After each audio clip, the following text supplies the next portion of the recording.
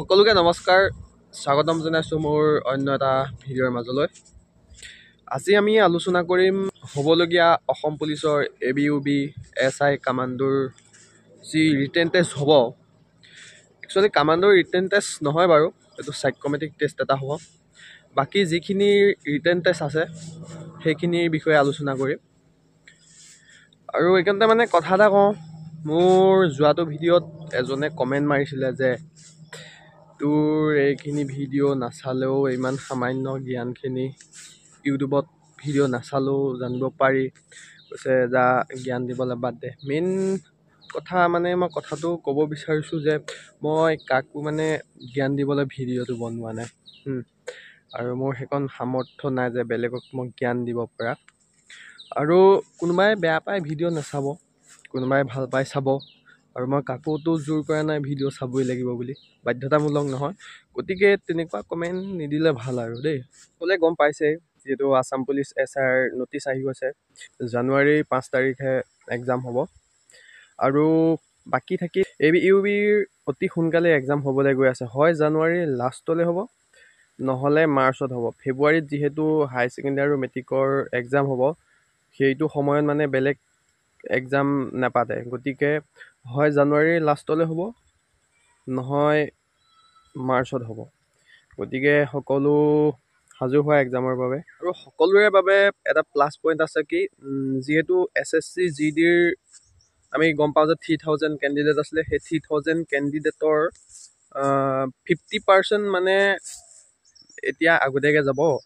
মানে জানুৱাৰীৰ 6 তাৰিখৰ পৰা যিহেতু CISFৰ ট্ৰেইনিং আৰম্ভ হ'ব, সেইকাৰণে 50% কেণ্ডিডেট আগতীয়াকৈ যাব আৰু বাকী 50%টো দুদিন এদিন দেৰি হ'ব পাৰে। তাৰ বাবে 50% যিহেতু যাবই, এক্সাম দিব নোৱাৰিব। আৰু তেনেস্থলত আমাৰ বাকী ল'ৰা ছোৱালীখিনিৰ কাৰণে প্লাছ পইণ্ট এটা হ'ব বুলি মই ভাবোঁ। কাট অফটো তোমাৰ ABUBত জেনেৰেলৰ 52 মানৰ পৰা যাব পাৰে আৰু OBCৰ 51 মানৰ পৰা আহিব পাৰে। ST SC সকলৰ 50 বা 49 ইমান মানৰ পৰা আহি যোৱাৰ চান্স আছে। মইতো কৈছোঁ এইবাৰ যিসকলে আছাম পুলিচৰ এক্সাম দিব সেইসকলৰ বাবে প্লাছ পইণ্ট।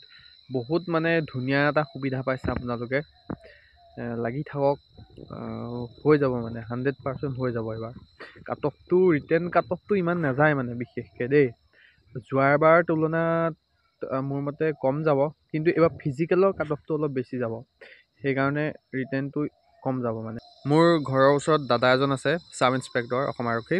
মই তেখেতক মানে সুধিছিলোঁ দেই, তেখেতক সুধিছিলোঁ যে কেনেদৰে পঢ়িলে মানে আছাম পুলিচ ধৰক SI বা ABUB এইখিনি ক্লিয়াৰ কৰিব পৰা হ'ব। তেখেতে মোক কৈছিলে যে মানে অসমৰ কথাবিলাক ডিটেইলছত জনাটো অতি প্ৰয়োজন মানে দেই। অসমৰ গোটেই ডিটেইলছখিনি জনাৰ পিছতহে মানে বাহিৰৰ কথাখিনি পঢ়িব লাগে, অসমৰ বাহিৰৰ যিখিনি আছে ধৰক। আৰু মই তেতিয়া কৈছিলোঁ যে অসমৰ কথাখিনি মানে গোটেই কথাখিনি যদি আমি জানিব বিচাৰোঁ, মানে কোনখন বুক ফ'ল' কৰিব লাগিব সুধিলোঁ, মানে কোনকেইখন। তেখেতে ক'লে বোলে এনেই নৰ্মেলি আছাম ইয়াৰ বুকখন বোলে চালেই হৈ যায়। তেখেতেও সেই আছাম ইয়াৰ বুকখন বেছি ফ'ল' কৰিছিলে, বাকী ইউটিউব চেনেল বোলে ফ'ল' কৰিছিলে। সেইটোৱে আৰু মানে আছাম ইয়াৰ বুকখন এতিয়া মানে বেষ্ট হৈ পৰিছে। গতিকে টেনশ্যন লৈ থাকিব নালাগে, সকলোৱে পঢ়ক, ভালদৰে মন দিয়ক। ঘূৰা ফুৰাটো এতিয়া এৰি দিয়ক আৰু। পিকনিক আহিছে, পিকনিক বাদ দিয়ক, অহা বছৰলৈ যাব চাকৰি লৈ। যেতিয়া আপুনি ছুটীত ঘৰলৈ আহিব তেতিয়া গৈয়ে ভাল লাগিব ন, লগৰ গাঁৱৰবিলাকৰ ওচৰত অলপ লেভেল এটা দিব পাৰিব ন। সেইকাৰণে ঘূৰা ফুৰাটো এৰি দিয়ক, এতিয়া পঢ়ক ভালকৈ, চাকৰি লওক। আৰু ময়ো আপোনালোকৰ নিচিনাই কেণ্ডিডেট হয় লাগি আছোঁ, কি হয় নাজানো, ভগৱানে কিমান দূৰ আগবঢ়ায়। Thank U.